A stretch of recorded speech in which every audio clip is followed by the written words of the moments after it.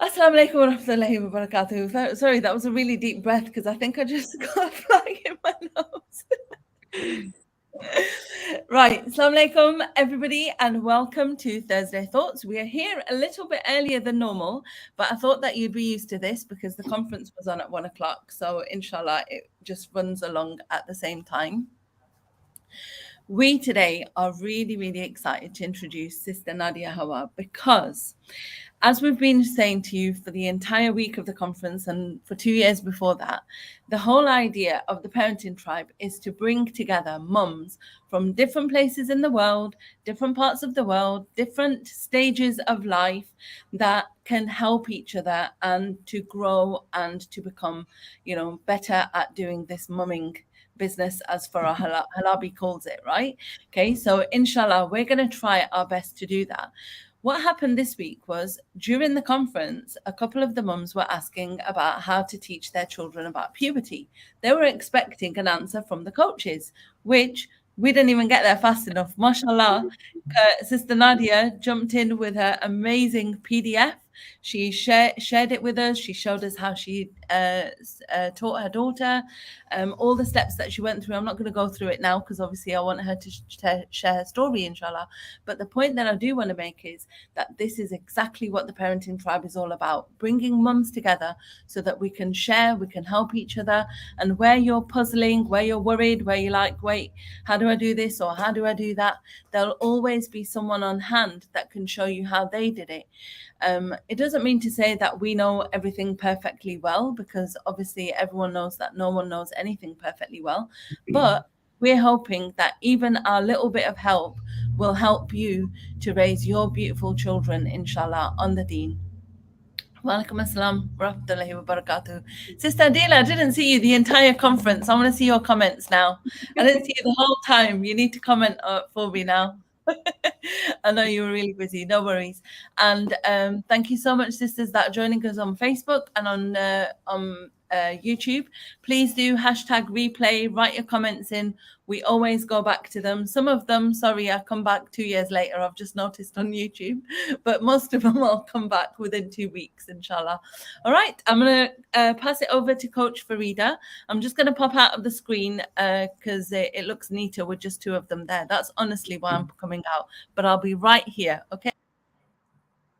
Assalamu alaikum, everyone. Do you know what? I am still buzzing from the conference. I promised myself that I wouldn't mention the conference, but I am still buzzing. And it's such a great pleasure to have you on here, Nadia. Honest, when you said that you agreed that you'd come on, I mean, I've seen your presentation and it's absolutely fantastic. But it just made my heart feel really warm to think that, do you know what, we are making a difference and we inspire the mummies and we are unleashing their confidence to be able to handle and tackle any challenges that come along with parenting. Because as we know, parenting is lifelong. It's never ending. It's never going to stop for us, is it? So welcome, Nadia. How are you? How are you feeling? Thank you. Alhamdulillah. I feel anxious but excited, truthfully. And well, firstly, thank you so much for inviting me to do this because it's a massive step outside of my comfort zone. So it's really good for my growth. I would never have offered to do anything like this. So thank you. You're helping me grow, firstly. Yeah, and also, you know, it's such an important topic and I took time sort of preparing it and going through it, and I'm really happy to share it with others and help anyone who you know would want the help. Yeah, so yeah, alhamdulillah. Inshallah, it will help many. Obviously, when I had a look at it, when you shared it with me yesterday, there were so many things in there where I thought, oh, I could have done that. You know, I could, you know, oh, maybe I didn't think of that. So we're always learning, aren't we, from each other. And that's the beauty of it. It's about sharing, learning. We're all growing together. Mashallah. And it's just, you know, before we came on live, we had this little discussion, didn't we? And it's such a wonderful feeling to be surrounded by like-minded women, by like-minded mummies. Yeah. Because outside of here, yeah, I've got like my my mummy tribe from the school, but it's very different. It's a very, very different vibe. It's more about, oh, when are the school holidays? Or, you know, we need to remember to do this, we need to remember to do that. But it's never about the parenting, is it? It's Indeed. not about the parenting.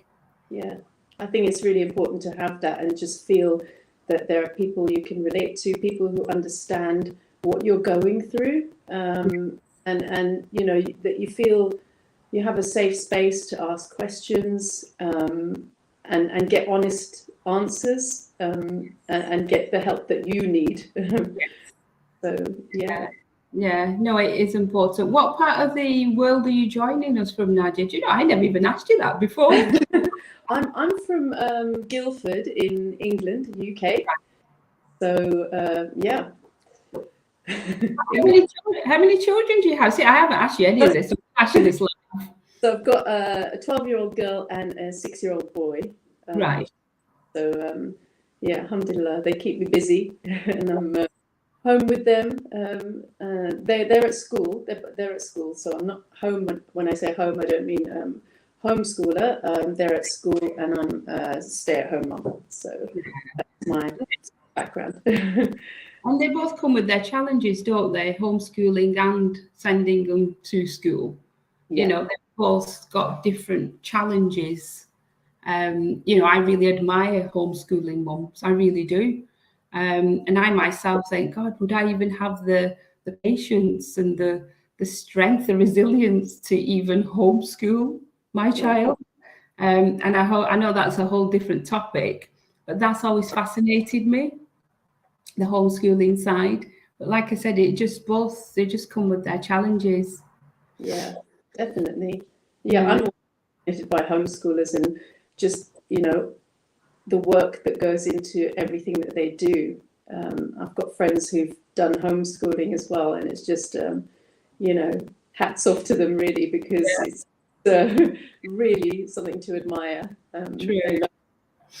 So I was speaking to a homeschooling mum a few weeks ago, and I said, yeah, it's the summer holidays. And said, we don't have summer holidays. I was like, oh, what do you mean? You know, I took it for granted that, you know, homeschooling children had that. It's the same summer holiday. So it's pretty clear that, you know, there's quite a bit of learning for me to do in that area to understand the challenges that are faced by homeschooling mums. Yeah, it's very different. Sorry, I said that I was going to stay out of it, but you started talking about homeschooling. It's my passion project. So yeah, just want to let everyone know that I teach lots of homeschoolers. So if you need any sessions, you know, hit me up. I'm right here. And I can also help you to teach. I can also teach you how to homeschool your kids. I've done it for a few years, and now I've put my kids in school. As Coach Farida and Nadia are saying, it's not easy at all. And I don't think, by the way, I don't think schooling is easy as well. I think they've both got their own separate challenges, really, haven't they? I mean, for me, getting their uniforms and their school lunches ready and all of that, honestly, for 4 hours a day, I can't be bothered. Physically getting out the door is a challenge in itself, actually. Isn't it? Someone on Facebook this morning, it said, can I pay you 100,000 to stay inside? I was like, yeah, you don't even have to pay me. I will stay inside. No problem. Yeah, so I'm just really excited to have you here, Sister Nadia, because like I said, and what Coach Frida said before as well, is that it's about the community that we're creating, about the village, about raising our children together. And I know we've seen your PowerPoint, and it's just amazing, mashallah. And it's not, you know, like a huge fancy PowerPoint, but it has all the main key points, which I think we all struggle with. It's like, how far do you go? Right? How far, what information do they need to know, and what level do they need to know it at? And by the way, sisters, I also want to let you know that Coach Frida was coming on today because we were going to talk about teaching about puberty to our children. That was our topic initially, wasn't it? Yeah, So and it was set 3 weeks ago, wasn't it? we didn't even know that Sister Nadia had this PowerPoint, subhanAllah. Yeah.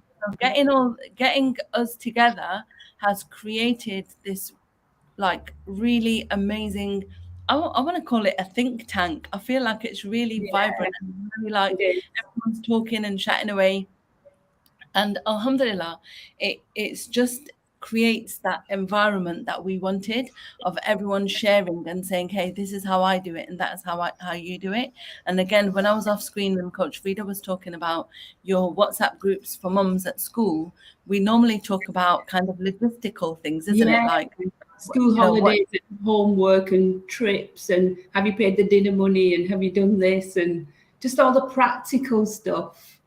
Yeah, and we don't really get into that conversation about how we're actually raising the children, and the fact that your children are at school for 6 to 8 hours a day. You know, we only have a little slot of time, really, don't we, in the middle that we've got that we can influence them. So, without further ado, can I get Sister Nadia? Do you want to start with your PowerPoint, or do you want to talk about how you did it first? Yeah, so I thought I'd give everyone a bit of a background, actually, to start off with, as to why and how, and what stage we were at as well. So why it came about was actually because my daughter was 10 at the time, and the school were about to,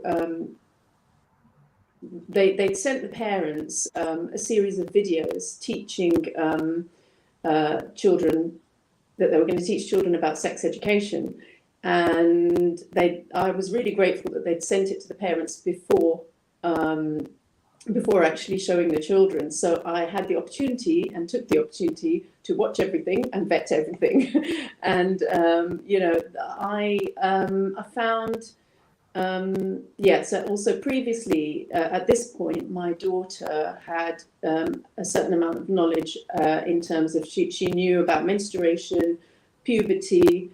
She knew from an Islamic point of view that we don't have girlfriends and boyfriends. She knew that we get married first and then have children. She knew that a man marries a woman and a woman marries a man, and not and that we don't have same-sex marriages in Islam. And also, I would say for anyone who hasn't watched the interview with Ustada Fatima Barakatullah, I would also just add, please watch it, because it's really, really relevant to this. So anyway, that was the sort of stage before, and the knowledge that she had previously. And then,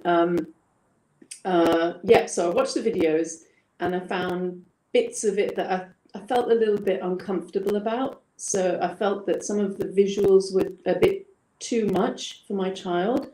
So for me, and for us as a family, this is something actually I discussed with my husband, and we kind of worked out what were we okay about and what were we not okay about. So as a family, so there were things like kissing scenes, same-sex kissing scenes, and a cartoon version of intercourse, which I felt quite uncomfortable about. And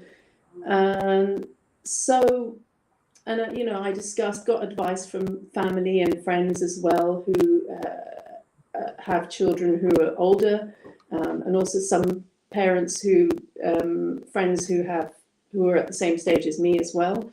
Kind of shared ideas, and then I kind of came to a decision, and I felt quite strongly about this. So I went to school and had an awkward conversation with my child's class teacher, and it was, in my mind, it was really hard beforehand, but when I actually went and did it, it was alhamdulillah, Allah made it easy, and he was really, really receptive to us as a family and our values, and the fact that I wasn't okay with some things. So I just kind of said it in a very roundabout way. I said that some of the visuals we feel as a family we don't really want to show our daughter. And I also explained this to my daughter. So I actually said it's because these are our family Islamic values, and that, you know, that's what we feel, and so she could understand as well. He was really helpful, and he explained to me that after the children would be shown the video, they would have a Q&A session, so that just to avoid you know, irresponsible discussions in the playground. And I thought, well, that's really helpful. I did want her to be a part of that. And he said, well, she kind of needs to watch the videos first. So I said, well, you know, kind of worked out a hybrid version of this. And I said, is it okay if I show her the videos at home and kind of skip through parts, but explain them to her so she's aware? And he was absolutely fine about it. And he said, you can, as long as you do it just the night before they show it in school, and ask her not to discuss it with any of her friends. And I respected that. And that's basically what we did. Those are the steps that I took. And then in addition to that, this is where the PowerPoint comes in. I wanted to, I was looking for something everywhere, where I could just have one thing to show my child, like almost like an Islamic equivalent of what they would be doing in school. I couldn't find anything that kind of had everything I wanted in one place. So I just decided to do some research, and, you know, went straight to the Quran and the hadiths, and I found some things that were relevant. And also I mentioned a couple of sources. I watched a very useful video by Sheikh Abu Isa called How to Give the Talk, and I've referenced it in the PDF. And also there's an article by the Productive Muslim Company. Oh, sorry, I don't know if I've got that right, but the Productive Muslim, it's in the PDF anyhow. And those were my two main sources where I got my information from, other than the Quran and Hadith. So I put together this document, and I intended it as an interactive document. So I didn't want her to just pick it up, read it on her own, or, you know, me just sending it to her and say, just, you know, do it in your own time kind of thing. I really wanted to go through it with her, and I really wanted to have the discussions, because I feel that's another thing that's really important to me, because if we don't have these important discussions, someone else is going to have the discussion with our children. So I wanted to be the first one. So that was really important. So I kind of it was a way of me setting my boundaries, I suppose. And then I can talk you through the document and tell you what I did and why. But yeah, that's in a nutshell why I created it, because I just wanted easy access to everything, because I remember facts in terms of I have it in my heart, like something that I've read in the Quran. I've got it in my heart, but then I don't know the exact quote. So I thought, well, I'll just put it down so I don't have to faff around on the day. So what I did was I did the presentation, and then we watched the videos, and it was like a whole evening thing. We had snacks and everything, and yeah, I think she was quite sleepy by the end of it, to be honest, but yeah. I love that you made it a proper activity. We love doing that, don't we, Oh, Farida? you're muted, Sarah. Sorry, can you hear me now? Yeah? Am I unmuted? I don't know. No, yeah, you're fine. No, just said that I can't hear. the sisters are saying as well in the chat that they love that you've done that, because you've created something that's needed, that wasn't out there. And obviously now you're sharing, and it's just really wonderful, mashallah. And I said that in terms of making a whole day of it, I love doing that. I love making whole days of stuff that's really random.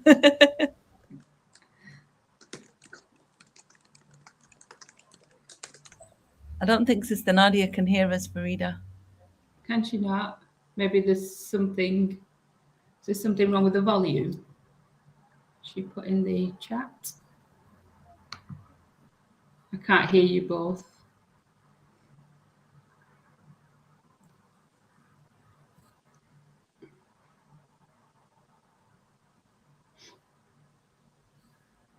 Sorry, we're just going through a bit of technical. Okay, Are we great. back? We're back. Okay, so this is the sort of like cover page, the creation of a human life. So obviously it's different to the creation story of Prophet Adam alayhi salam. And yeah, and I just kind of wanted to just introduce it there briefly. And also I just added this note at the end now. A guide designed for interactive purposes to use together with your child, suitable for ages 10 plus approximately, because that's what the age I used it at. Yeah, can we have the first slide, please? Thank you. So firstly, here I introduce what I'm going to talk about. So this is, we just kind of I read it to my daughter. I said, you will learn how Allah creates humans, the role a husband and wife plays in Islam, what is halal and haram, and how we can protect ourselves from what is haram. Those were the key points I felt needed to be addressed with regards to this topic. Yeah, thank you. And then I go on to talking about creation and embryology, and it was a little bit of I can't remember whether we took it in turns to read and or whether we just kind of, some parts we read and some parts we just looked at and then discussed. I can't really remember all the details, but basically, you know, here I proceed to say how Allah describes this in the Quran. أعوذ بالله من الشيطان الرجيم بسم الله الرحمن الرحيم. In Surah Al-Mu'minun, Allah says, and indeed we created humankind from an extract of clay, and certainly did we create man from an extract of clay. Then we placed him as a sperm drop in a secure place, and then we placed him as a sperm drop in a firm lodging, i.e. the womb. Then we developed the drop into a clinging clot of blood, then developed the clot into a lump of flesh, then developed the lump into bones, then clothed the bones with flesh, then we brought it into being as a new creation. How miraculous, subhanallah. So, you know, I just kind of wanted to, thank you, to just kind of emphasize that this is miraculous. So that's just the first point, and I really wanted to draw attention to that. And then I'm a very visual person, so I wanted to take it step by step and put in some visuals. Just, I like to see things like that, helps me remember, and that's kind of how I like to present things.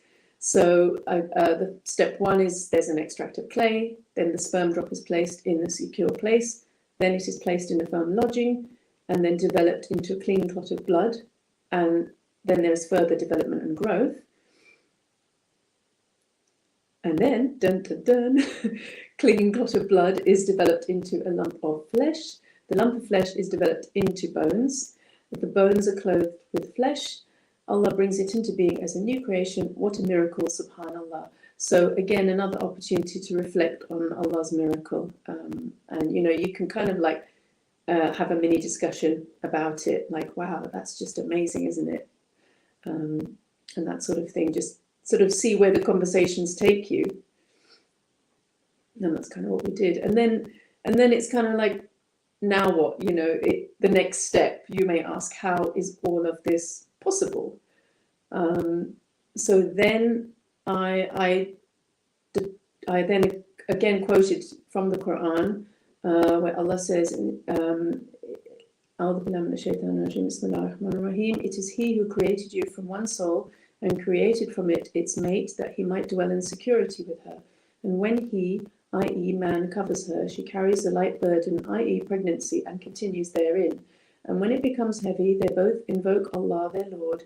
If you should give us a good child, we will surely be among the grateful. I don't think it was even still quite obvious. It may or may not be at this point to a 10-year-old child. And I think I had to kind of like then at this point kind of say it as it was with as many or few words as possible. And I kind of just told her what actually happens, but also the fact that Allah describes it in such a respectful and discreet manner. So we don't, it's not like vulgar and rude. It's just it is what it is, and these are facts, just in a factual way, but in a very polite and respectful way, which I thought it's important to kind of like draw attention to that as well. And then again, my step-by-step instructions. The marriage is between a husband and wife, so I wanted to sort of put that first as well, and emphasize that. Then Allah provided marriage as a source of comfort and security. Allah created men and women with different body parts with specific roles, just literally saying it how it is. And Allah describes what happens very privately, because it is a private and personal matter. Once the sperm are inside, one will fertilize an egg with Allah's permission, inshallah.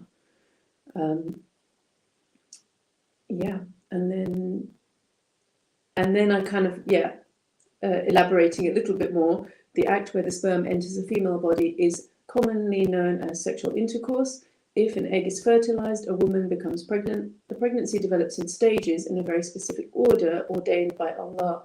And I like to kind of draw attention to the order as well, because just as planets orbit the sun, this is Allah's law. So, just to kind of relate to different types of Allah's law, different things in Allah's creation, different things Allah has created follows His law. And the baby grows and develops and becomes heavier as it grows. And at every stage of our blessings, we are reminded to be grateful to Allah subhanahu wa ta'ala. So again, I wanted to emphasize on the aspect of gratefulness as well. And what is important about knowing all of this? I wanted to kind of draw attention to the why. What's the purpose of knowing this? Why do we need to know? And then this is the why. Why do we need to know it? We don't need to know it so that we can go and have relationships. We need to know so that to do how to do the right thing as we grow up for children. So and then I sort of explained that what is a halal relationship, that it's only between a husband and a wife, that human beings have natural urges, and that's totally normal, but Allah has provided marriage to fulfill these personal and private needs, and that this starts to happen around the time of puberty, that all other physical and sexual relationships are strictly impermissible in Islam. Allah tells us in the Quran what is allowed and what isn't allowed, and there is wisdom in Allah's guidance. So just sort of highlighting the do's and don'ts kind of thing. And then again, this is something I felt I wanted to emphasize as well, that how relationships outside of marriage are not allowed. And so again, I quoted from the Quran, and do not approach unlawful sexual intercourse. Indeed, it is ever an immorality and is evil as a way. So, and then I talk about, I wanted to talk about why. It's not like there's obviously a reason. Allah knows what is best for us. There's harm in it. Allah only wants good for us. Things that are haram are not good for us. So, I try to sort of explain why, and then that we should prevent any kind of steps to it, and how Shaitan takes his own steps to kind of lure us into what he wants us to follow and lead us astray. So yeah, I just wanted to kind of point that out, I think. And what do you think could be some of the reasons for forbidding relationships before marriage? So this created a bit of a discussion with my daughter, and I think it's really important to have this discussion. And we continue actually to have similar kinds of discussions. And then, you know, with all the information I've given so far, I felt that she kind of she understood why, and she didn't have a problem with it either. So, you know, yeah, I've just tried to guide her, because I think as they get older as well, they're going to get influenced by people doing so many different things, and people doing things differently to them. So I think I just wanted to have that conversation so that when my daughter gets there, she can have that conversation with herself as well. So I thought that was really important. And then again, I talk about sort of natural human desires and urges. What should we do if we have these desires and are not married? And then this is what Allah tells us to do, to control ourselves and lower our gazes. So in the Quran, Allah says, tell the believing men that they should reduce or lower their gaze and guard their private parts. Tell the believing women that they should reduce or lower their gaze, vision, and guard their private parts. So, you know, and then I wanted to sort of elaborate on this as well. Like, you know, it doesn't mean we can't look at, men and women can't look at each other, you know. It's just looking in the wrong way, and just sort of controlling ourselves in that respect. So, and then I kind of drew upon other urges that we may have, such as, you know, we fast. We have to control that ourselves. We can't eat during the day in Ramadan, eat and drink, and so I. You know, and my daughter had been fasting at this point already, so I thought that's a relatable example for her, and that's why I put it in there. And you could use other examples, and then, yeah, thank you. So awareness, yeah. So here I talk about awareness and how we're pulled towards things that are nice and tempting to look at. If we have awareness, it's harder for shaitan to lead us astray. Be aware of your own body and the attention you may be attracting. We are encouraged to dress modestly according to Islamic principles to reduce temptations on others. Be aware of what or who you might be listening to, where you are, what you're looking at or watching on TV or around you. Many songs we may hear encourage us to express our desires and expose our bodies, which is the opposite of what Islam teaches. So I felt that some of these points, you know, children are exposed to things that we as parents may not want them to, but can't always control, especially as they get older.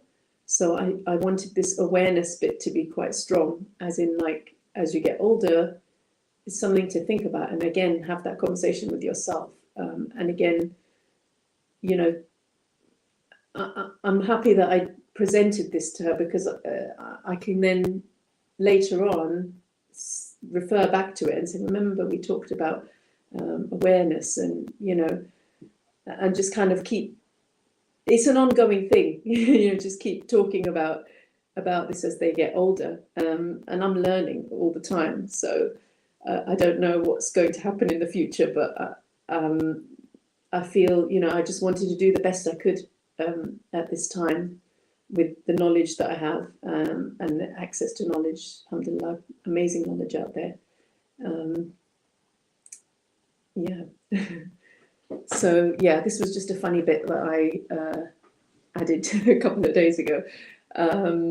Stop what are you watching on your screen. Remember that Allah is always watching you, even when no one else is. Again, I just felt that I wanted to emphasize it because, you know, sooner or later they get their own phones and there's less control, though, you know, you try to have these boundaries as well with everything, and that's a whole nother topic, phones, isn't it? But, you know, I just wanted to kind of emphasize this so that maybe it makes someone think, you know, yeah, and inshallah think about what we're doing on screens, because anything, you know, you're on YouTube and things just pop up, you know, so it's just about constantly having that awareness and when something's not right, to kind of think and question things, you know.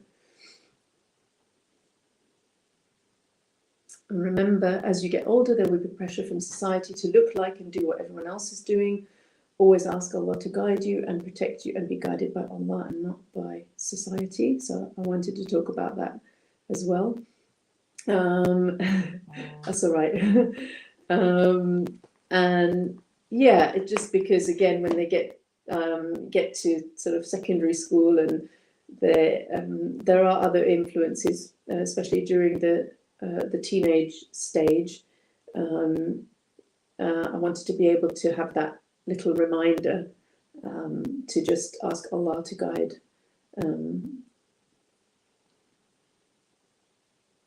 Thank you for the comment.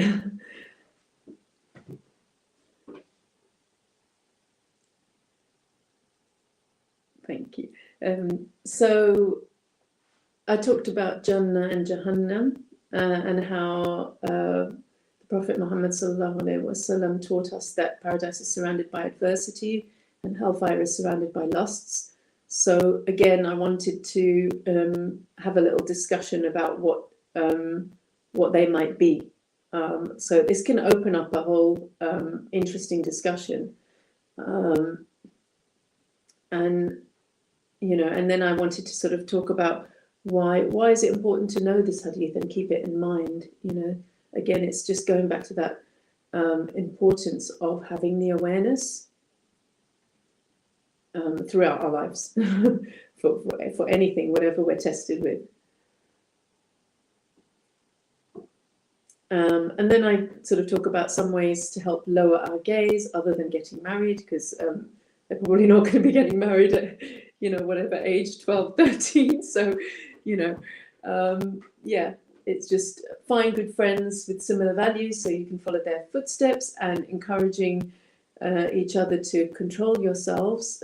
So similar values. I mean, as an example, where we live, where Muslims are sort of in a minority, but we do have good Muslim friends, actually, you know, which we are connected with, and we try to get together, and also in school. So in school, my daughter is a minority, but there's one, for example, a Christian friend who they have really similar values. Like her mum was telling me, oh, I really I hope that my child doesn't have sex before marriage, you know. And I was like, wow, I'm so glad that you said that, you know, and it really it made me feel really happy, you know, that, yeah, friends, parents have similar values. So yeah, and then friends who encourage you to do the right thing when you're faced with challenges as well. And I think we need this throughout our lives, adults. You need that support throughout your life. And then just a few steps, having a book with you or something to keep you busy. Try to avoid being in places where you might feel tempted to look when you should not be. Remember Allah, regular adhkar, reading Quran and fasting with the right intentions to control strong desires, and asking for Allah for forgiveness, help and guidance throughout. And then, yeah, and I just wanted to sort of, again, relate this back to other challenges a person may have. we all face challenges with temptations, desires, anger, greed, jealousy, and other struggles. It's about learning to control them. So, you know, that's the same for every human being. It's not just, you know, and I wanted my daughter to know it's not because of you that I need to tell you this. It's because we all need this advice, myself included. So yeah, everybody's got different kinds of challenges, different weaknesses, and we're always battling with them. This is our nafs, and yeah. So yeah, reminding myself firstly, and before marriage, there was a struggle to control natural urges, just as there is a struggle before an exam or when fasting. So I just sort of touched on that part again. It's just a natural thing, and then just a little Q&A bit, sort of opening it up to my daughter. Do you have any more questions? I can't remember what happened after this, but yeah, and that was it.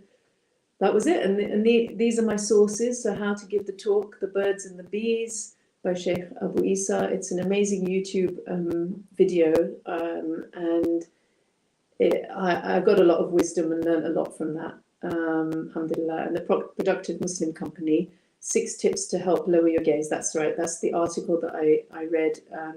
So I just wanted to sort of add that bit in. And yeah, don't hesitate to contact me if you've got any questions.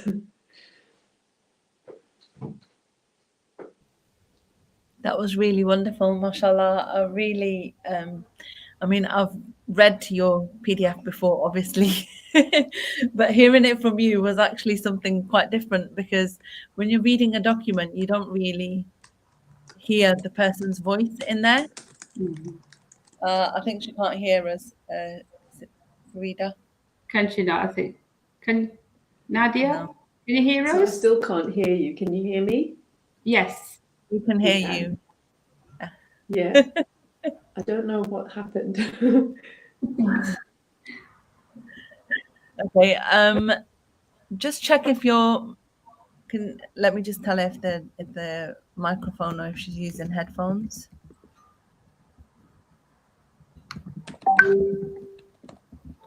I don't know if iPads are a bit. Yeah, this is the first time we've had someone with an iPad.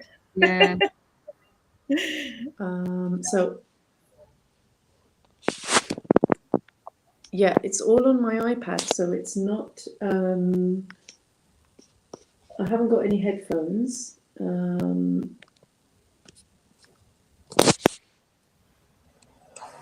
so sorry. All right, don't worry, sis. Don't worry, it's fine. I'll let her go.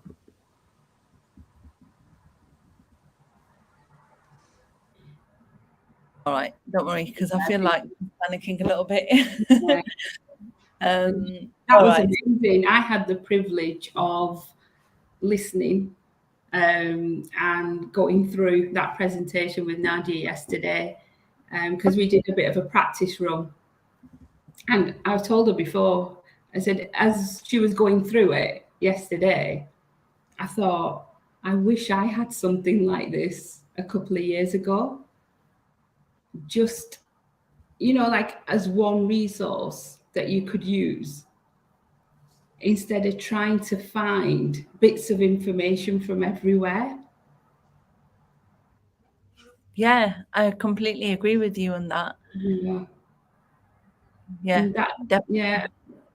that's what I got stuck with, to be honest, on my journey. But that was absolutely fantastic. It's a shame Nadia's audio's gone. I know. I'm just really upset about that. No.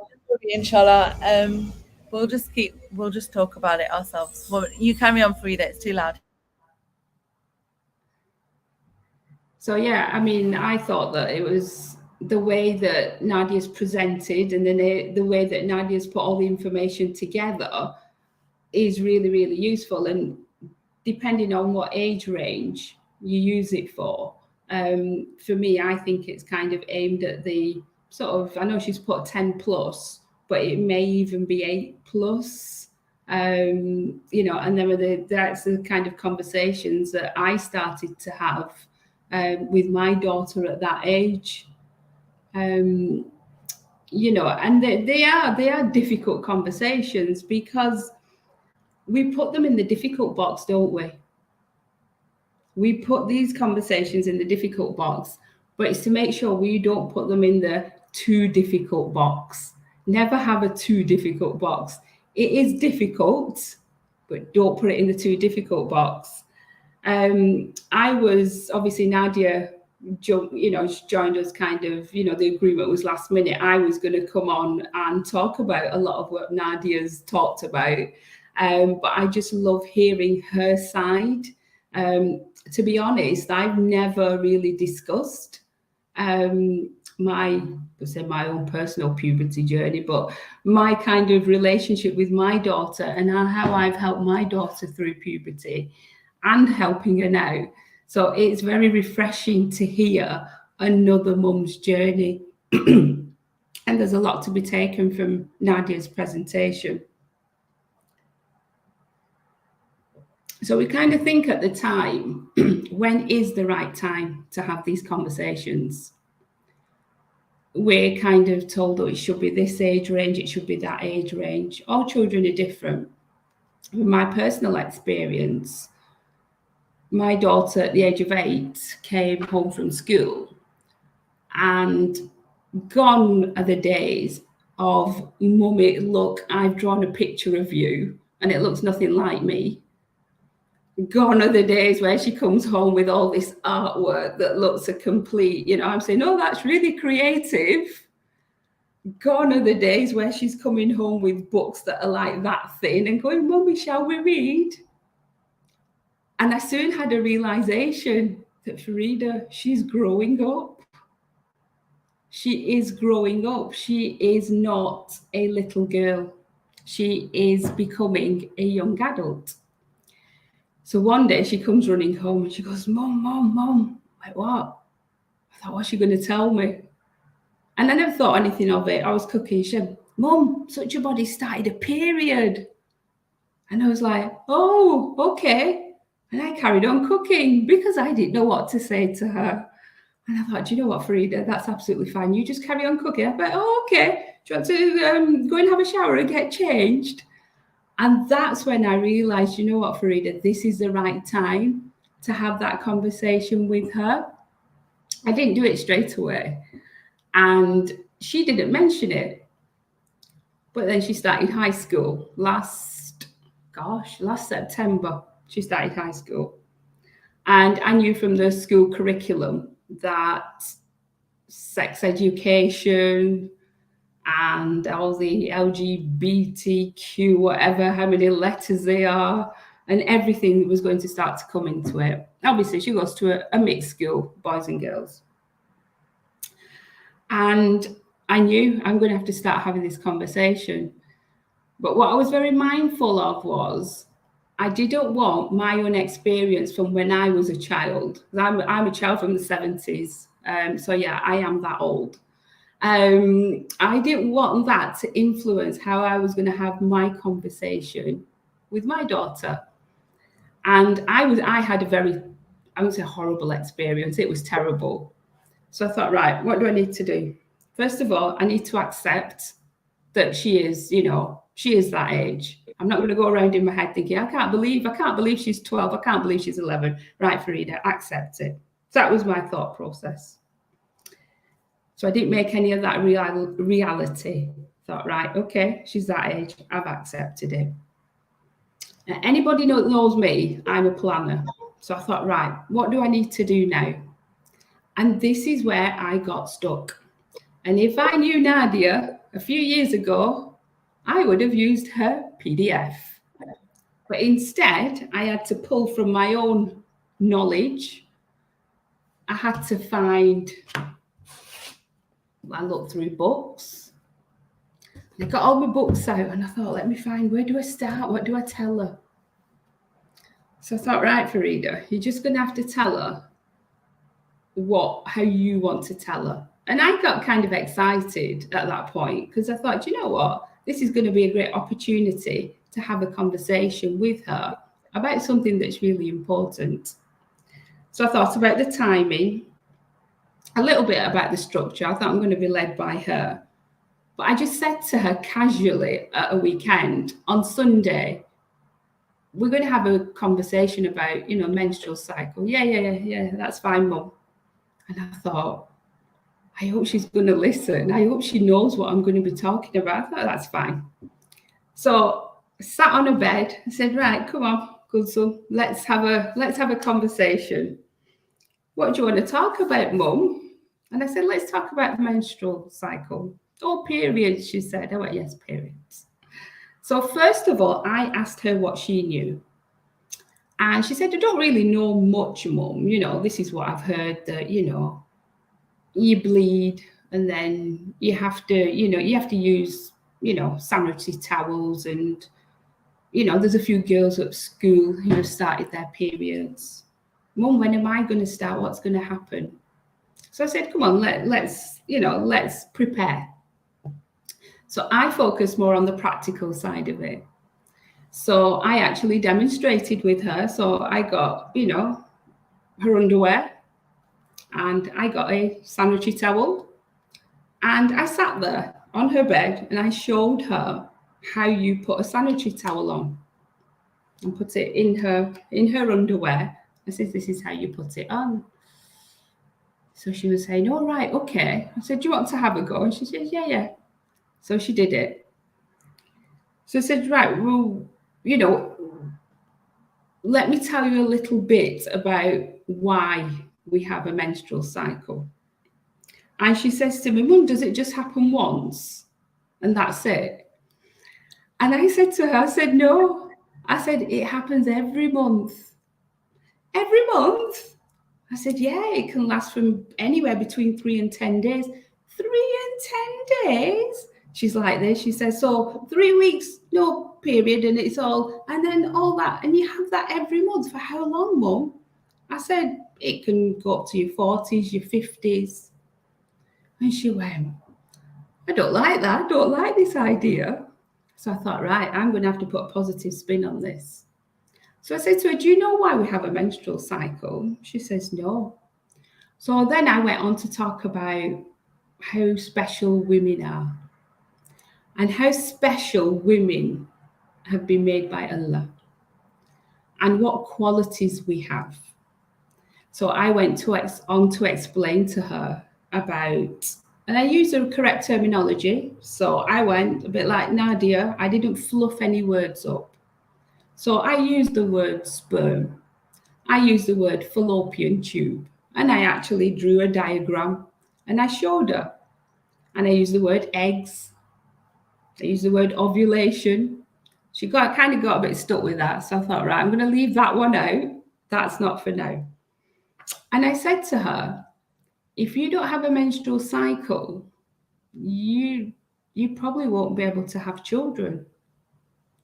And she kind of paused and she said, oh, wow, Mum, I didn't know. I didn't know that contributed to having, to having a baby. So then she says, well, what happens when you have a baby? What happens to your menstrual cycle? And this kind of opened up a conversation and I just let it flow naturally. And from there, she started to ask more questions. And she, about 3-4 months later, she started her period. So she started her menstrual cycle. But I had already equipped her with her extra underwear and her sanitary towels, and I put them in discreetly in a lovely bag, in her school bag, and said, this is where you need to pull it out from. And the mum instinct in me was like, when you need to go to the toilet at school, tell them that you need to go, because we don't want our children to suffer and we don't want them to feel embarrassed. That it's biological, it's normal. So what I did was, it's a kind of normalizing that language at home. So she's able to talk about and ask questions. And what she likes, she's not really a visual learner. So then I adapted my teaching, because that's what I was doing. We're not dictating, and I'm not telling her this is what you should be doing. So she got herself, she prefers to write. So I bought her a lovely journal, a lovely pen, and she journals in there now while she's on a period. The date she started, if it was heavy, if there was spotting, how she felt. She feel tired? How did she feel beforehand? And she likes that and she enjoys it. And she actually now looks forward to using her journal every month. Because I think for her, it allows her to get her thoughts out about what she's processing and what's going on for her. Now, that journal is for her. And there's no way that I go near or open that journal. And I've said to her, put it somewhere that it's not lying around. So she keeps it in her bedside cabinet. So she's quite happy with that. So I went through everything, and she went to ask me questions about, well, what about Salah? Can I pray Salah whilst I'm on my, once I'm on my menstrual cycle, once I'm on my periods? And what about the Quran? And she said, I've just started praying, and do I have to stop? So we started kind of talking more about, and started to integrate it with Salah, with fasting, obviously teaching her about cleanliness as well. Because for me, that is really, really important. And Islamically, it is very important to stay clean, and the reasons why we stay clean. So I taught her about, what we should be doing after, so the ghusl, and how we do ghusl, and why we do ghusl, and the times that we do ghusl. So I said, after we finished our period, after we finished that cycle, we do ghusl. How do we do it, Mum? And I thought, this is where she's going to get slightly mixed up, because we all know our children, and we all know where their strengths and weaknesses are. So that's when I then got my daddy will hook out. I thought, right, let me find the chapter and let's go through it together. So we sat and we went through it together.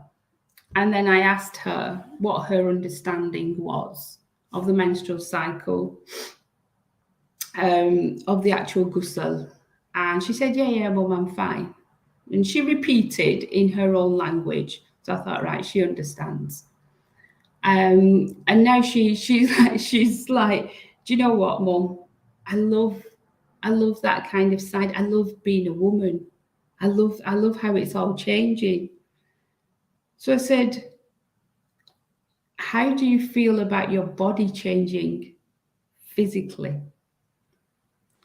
Because I could see that she wearing t-shirts, and at home, even in front of her father, she'd be putting long sleeves on. And all of a sudden, even though it's warm outside, she'd be putting a cardigan on. So I kind of thought, she's kind of struggling with her body image slightly, because obviously she started to develop breasts. And I had a conversation with her about that as well.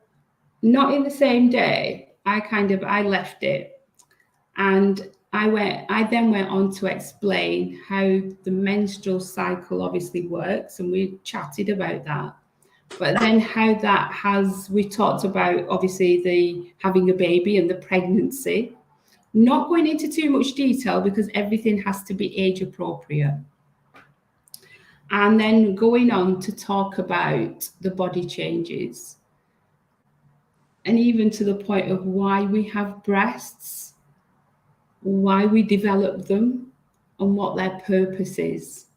And that went back to the childbearing and feeding our children. So this really ignited something in her. And I said to her, well, how does it feel now, to know all this, and to know that, you're a girl, and, you're a young adult now. And she said, Mum, it's absolutely amazing. She said, I'm so glad I'm gonna be a woman. And she got all excited.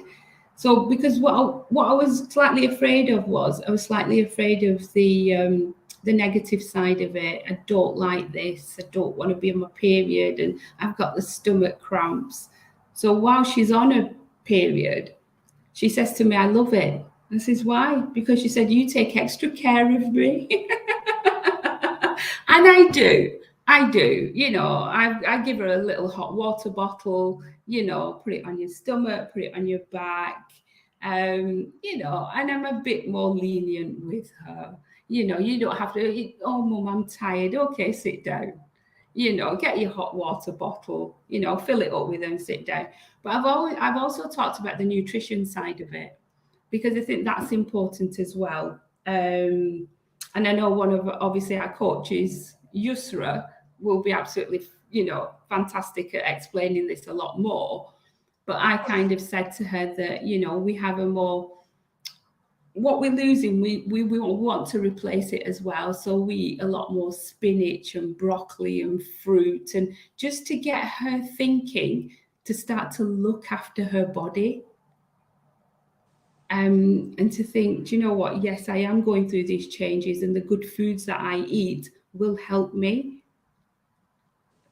feel better as well, won't help me feel as tired. So we've started to incorporate that as well. She's in a good space, actually, alhamdulillah, and whatever I've done has worked for her.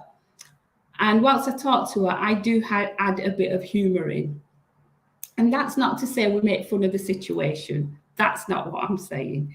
We do add a bit of humour in, because it just makes it more fun. Yes, there are elements that we talk about from an Islamic perspective. Absolutely. There's the practical advice. But as mums, we need to show that compassion and that humour side. And she's asked me, you know, Mum, what happened to you when you started your period? So I kind of told her, and we laughed. Because I didn't have any of this. You know, I thought I was practically dying. And obviously my mum did her best and said, go and speak to your sister. And that was it. And I had so many questions in my head that nobody could answer. And I came to my own conclusion. So yeah, and we laugh about it. And she actually says to my mum, I can't believe you did that to my mum. You know, and it, you know, put a bit of humour in, and that has worked. That's worked for me. But when it comes to puberty and adolescence, and, you know, we're continually building on our strengths. So I see it as building blocks. So you've got the foundation at the bottom. And what we're doing in our parenting journey, we're constantly layering. So we're layering these blocks. Some blocks are bigger than others. Some will be small, some will be big. And you know what? You know, when you're stacking up, sometimes it wobbles, doesn't it? And sometimes you'll put one up and everything will fall.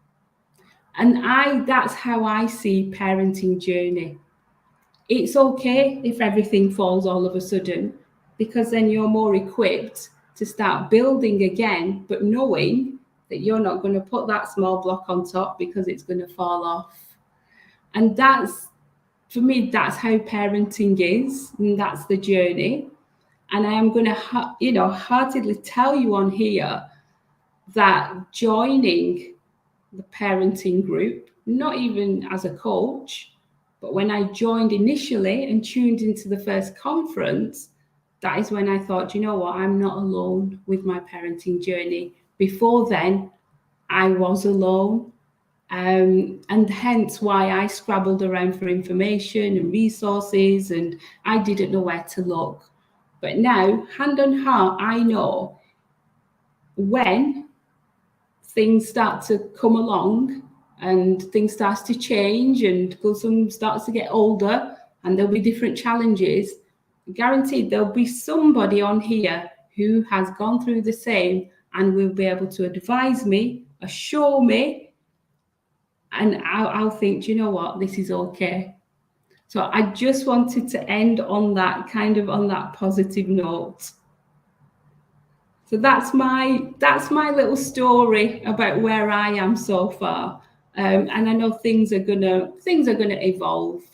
She came home yesterday, and all of a sudden she asked me a question, and it's not something that I really want to repeat on here. And it was quite kind of right. Oh, okay. Didn't have an answer for it, and I thought that's absolutely fine, Farida. That's fine. I said to her, "Don't worry, I'll find out, and we can have a chat about it." You don't have to know everything. You don't have to have all the answers. If you don't know the answer, just say you don't know, but you will find out, instead of making something up. Because I think once we start to make something up, it leads you down the wrong path. We want to be able to teach our children with the hadith, with what Allah wills, and how we, how we then live at home, how we have these conversations at home. So it is about opening up that dialogue and making it a comfortable space at home. And alhamdulillah, I have managed to do that. And I couldn't ask for any more. I just feel blessed from that point of view. So yeah, I don't know if anybody's got any questions or you guys want to comment. They've got some really good comments, and now that Sister Nadia is back, I want to share them with her as well, because I was saving them for the end, and then we couldn't hear her. But I love that we're having this discussion, mashallah, right? And I completely agree with both of you that we've got to teach us, because if we don't do it, someone else will, and that's what the ladies are saying in the Facebook as well. Book. I said book like you. I thought you sounded like me then. So I think we should explain that I was born and bred up north, but then I lived down south for a very long time. So my accent is like switches from back and forth. But when I speak to Farida, I sound like right now than I don't know. Yeah, you come back to me, don't you? Anyway, so this is an important point to make, right? Because they're saying culturally we're sensitive. Culturally doesn't play a matter in Islam, sisters. This is what we have to really, like, literally pick it up and kick it out of the door. Yeah. Because having culture and Islam on matters like this is like it's too conflicting. And it's really important that we always go back to Islam. So if there's a conflict, we've always got to go with the Islamic way of doing it. And I say that in everything, and so there's so many issues that we have, don't we, with culture, Farida, right? Yes. Yeah. With, how we believe this thing or we believe that thing, like we've always got to go back to Islam. Yeah. And in Islam, as Fatima Barakatullah said the other day, there's no shyness in these issues, in these particular places, because we have to, right? We have to teach them. Yeah. There's nothing to be embarrassed about. There's absolutely nothing to be embarrassed about. And it is using the correct terminology as well. But when you were saying about culture, it's like culture, tradition. They're made up values, aren't they? They're not. I mean, Islam that's what we should be guided by, not by the kind of the tradition and the cultures that we've been brought up in. So yeah, I completely agree with that. Yeah. Shall we just thank Sister Nadia for her presentation, Farida? Is that right? I can't thank Sister Nadia enough. Mashallah, the sisters were saying that you're really inspiring, mashallah, because you created what we needed since it wasn't out there. Anjum saying that it's a great idea to have a document with all of your research. Sisters are saying that we love that you did it as a family. And I think that everyone has said that it was a really good presentation, mashallah. And it's important that we have a community. And that's what we were saying at the beginning, wasn't it, sisters? That having the person that you can go to and say, hey, have you gone through this? Have you gone through that? And I think I've shared before as well with one of my friends when I realized she was going through something similar with her child, and I was as well at the same time with my child, I just felt like, oh, thank God. Like that relief was just immense. And I think the same for her as well. It was like just relief, like, okay, wait, my child isn't like, you know, the only one in the world, because we do think that they are. I know we love our kids, but we think that they're the only one, don't we? Sisters are saying they love the presentation. Someone said that they think that it should be shared, and we've already asked Sister Nadia. She's very, very kindly shared it. She shared it on our WhatsApp group, and it will be on the YouTube, not YouTube, sorry, Facebook in the resources. And also, if you're on the Parenting Tribe, I'm going to put it in our resource area in the Parenting Tribe as well. That's the online version. And Jim says, get a copyright. No, she's having a copyright with me. What are you talking about? I've got a question for Nadia, if that's all right. Yeah. Did you say you had a son, Nadia? Yes. How old is he? He's 6. 6.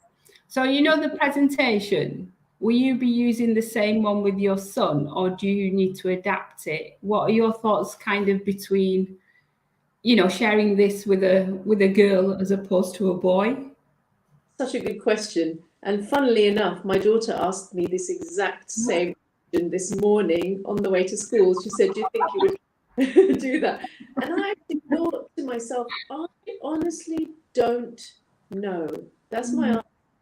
Because my son is very different to my daughter. I may chop out loads of it. He might get bored too quickly. He might not want to talk so much. I don't know. I really don't know. But I think and while this worked, this was what I wanted for my daughter, and I put it in there. It was actually like tailor-made for her, basically. So maybe I would tweak it for my son. And then, you know, adding to that, I would say if anyone uses it, you know, you might find there are bits that you want to add or take away, you know, or you may just want to do something completely different. You know, it's every child is different and every parent is different. And I think everyone's got to do what works for them as a family, and fits with, you know, different personality types and things, you know. Yeah, like I mentioned, I was very visual. I'm a visual person, and I do things in that way. It just helps me remember better, and it helps me vocalize better. Yeah. So I don't think I would have been able to deliver this kind of presentation to anyone without having it the way that it was, because it helped me communicate it to you. No, it's absolutely fantastic. But yeah, I see what you're saying. There's different ways, isn't there? There's different language, there's different ways to communicate, and it's whatever works for our child. But I think the worst thing you can do is not communicate and ignore it and think, do you know what? He or she, they're learning it at school. They learn it at madrasa now, you know. You know, Kulsum's learning it at madrasa, and she, you know, that's where she's been asking a lot of questions from there, but she's actually been telling me rather than asking me, Mum, this is what we do. You know, so I know that she's absorbing all this information. But if I, you know, and that's fantastic, but I think as a mother, it's important to still have that conversation with your child, you know, not to leave it, you know, for everybody else. And yeah, we said it on the conference as well, you know, you need a, you know, you need a village, you need a tribe, and that's good, but you are still the mother. And it's important to have communication, you know, no matter how, you know, whatever fits your child, it's better to have it than not have any communication and think, you know what, they're going to learn it anyway. Because what that does, personally, I think it starts to builds that connection between mother and child. Because if they have got questions, they're not going to go running to their, you know, they're not going to go run to madrasa and ask, you know, the teacher there. Are they going to wait till they go there? They're going to ask in front of all the other girls. You rather them coming to you and saying, Mum, I'm not sure about this. What is this? and having that open dialogue. So yeah, I think it's fantastic. I really do. I really do. Thank you. I just wanted to add in on that because I've got, mashallah, 13-year-old son, and I think I would share your presentation with him. I agree with you that he'll probably get bored, but I'll be like, Zach, you're listening to this, all right? Don't move. But you know, as Frida said, I do a lot of humor with my kids as well. But you know what it is with him, I feel like sometimes the girls do say, hang on a minute, you know, because we've got 2 older girls, then we've got the boy, right? And then it's always like, hang on, why isn't Zach doing what he's supposed to be? Why isn't, you know, when they make their chore chart, like before I used to make them for the older 3, and now they've started doing it themselves. So they're including everybody equally. Like before I used to be like, okay, the younger ones, they get to do something else. Do you know what I mean? But they're like, no, it's like, it's all about equality. So for that reason, I think that I would share it with him. And I think it's perfect for a 13-year-old boy. I think having a 6-year-old is different to having a 13. Do you know what I mean? So maybe when you get to that age, you're like, actually, you know what, I will share it with him. Because I think what I liked about yours, because I've taught my kids from early age about the and like Farida said, use the right names, use the right terminology, let them know, explain what's going on. And also because I was having a baby when they were older, like my second 2 kids, my eldest was 10 and then 13. So even during pregnancy, obviously they're like, hang on a minute, you know. And I remember, you know, I love my stories. So this one, I'm just going to share this one. Miriam had actually fractured her toe. So she was running around in the room, and she'd fractured it, and we'd had to take her to the hospital. So me and my husband went, and my parents were at home. And when we came back, Zachariah, it was about a good sort of 6 hours, isn't it, going there and the X-rays and plastering and whatnot. So we came back, and he went, "Where have you been?" And I said, "Oh, we went to the hospital." "What? You went to the hospital? At least you could have brought a baby back." I realised, oh yeah, okay, mate, we need to talk about this. But he was about 5 or 6 years old then, and he was really young. No, he can't have been 5. Sorry, he was way younger because it was before I had Solomon, so maybe about 3.5 or 4. But obviously, that you know, when they're young, you just tell them that you just go to the hospital and randomly you pick up a baby, right? So, and again, it comes with culture. It comes with that. Oh, we don't want to tell them everything. But the more that you do share with them, as your sisters have said, they find out from school. I've worked in schools for years now, and I know that the kids talk about everything. Like sometimes I pretend not to know what they're talking about. So I'm like, you know, like, and they'll be like, shh, Mrs. them, Mrs. Shh, you know, like that. And I'll be like, you know, I'll pretend like I don't know what they're talking about and just get in the conversation, because it's really important that we do correct what they're going, you know, like going down that route. And again, as a teacher as well, it's like a huge responsibility. Sometimes I used to feel that a lot as a teacher, because you don't want them knowing about this stuff, but then you've got to let their parents know, by the way, this is what happened today, you know. And the kids are like, no, don't tell my mum. And it's like, no, we're just going to tell them in a general way. Just relax. There's nothing to do with you. Because it's important that the parents get involved. And that's why, again, we just love the Parenting Tribe, because all of this, mashallah. It's been absolutely awesome having you on, Sister Nadia and Coach Farida. I loved hearing both of your talks, your presentation. We'll go to Farida now. You're in the hot seat. I've just got one last thought, just something that I want to share with you. So we're telling and we're giving our children all this information, and we're teaching them. And sometimes we think, have they understood us? We assume that they have. And sometimes other things come into conversation. Obviously, you have to go over it. It's not like you have a conversation and that's it. So what I tend to do with Kulsum is, you know, she'll prompt the conversation. You know, she'll come home from school. I'll give you a real example. Mum, do you know what? Some of the girls in year like 10 and 11, they hang around with boys, and you know, there's just like they walk home together, not in a gang, but they're walking together. So I said to her, "Okay, what are your thoughts on that then?" And she said, "Mum, it's wrong." Yeah, okay, well, what's wrong? What's wrong about it? Well, it's haram, isn't it, Mum? Because you're not allowed to have a relationship with a boy. So I said, does that mean you're not allowed to walk outside with a boy, or, you know, walk home? No, Mum, that's wrong, because I remember you saying that you should never be with a boy alone. So if you're walking with him, Mum, you're alone, aren't you? I said, yeah, that's right. So it's kind of, you've got to see where they're at as well. And that again will prompt another conversation. It might be a bit more in depth, or there might be something else that comes out of it. But it's great just to ask them, what are your thoughts? And let them explain. And it kind of validates what their understanding is. And when they get it right inside, you're kind of going, yes.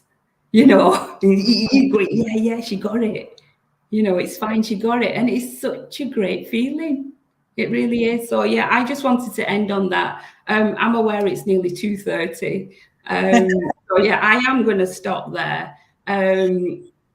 Yeah, I'm going to stop. I have got something to say, but I'm going to stop. All right, go on. We're here anyway, so you might as well.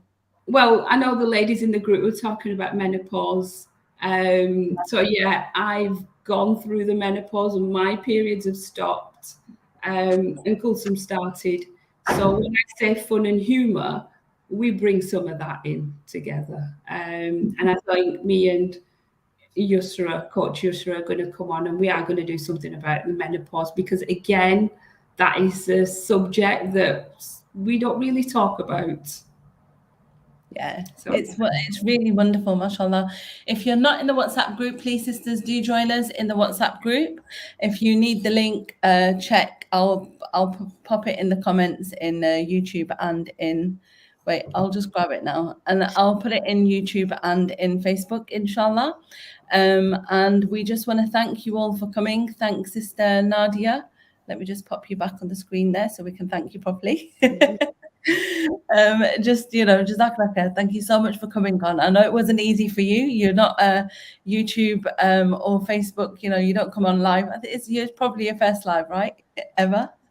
Yeah, kind of. Yeah. Mashallah. So, you know, honestly, we really, really appreciate it. We know we pushed you out of your comfort zone, but again, we're here, we're your sisters. We're empowering you, and we're empowering all the mothers to do what they do best, which is parent your children, inshallah. And we're not saying that it's easy. We're not saying that, you know, it's the easiest thing to do in the world, because clearly it's not. That's why we all need that support and help. And with our children, there are so many things that we can do that everyone kind of, what's the word I'm looking for? I don't know what you want to say. I don't even know what the word is, but what I'm trying to say is that sometimes we make it too complicated, and sometimes we oversimplify it, right? Yeah. So there is that happy medium, and we want to, inshallah, help you find that happy medium and not to worry about it. And inshallah, we're your tribe. So come along, join us in the WhatsApp group, join us on the Facebook group, join us on YouTube. Don't press like on this video, whatever you do. Don't subscribe, don't like it, don't share it. All right? Farida, you're looking at me questioning. You went in the Zoom meeting, were you? Apparently, I have to say, don't do it, and then they'll do it. Because if I tell them to do it, Hafsa told me that trick. She's 5, guys. Okay. So anyway, Jazakallah khair, everyone. Thank you so much for coming again. And Jazakallah khair. There was one more thing I just want to mention. A couple of questions came up in the Facebook group that I just want to let you know, sisters. Shariza and somebody else asked about. So someone asked about a husband and someone asked about a son, but we will come to those questions. And for now, I'll give you the link to the WhatsApp, and you can just pop in and talk about it there. All right, sisters. Jazakallah khair. Thank you so much for coming along. All right. Assalamu alaikum. No, you're welcome. Thank you.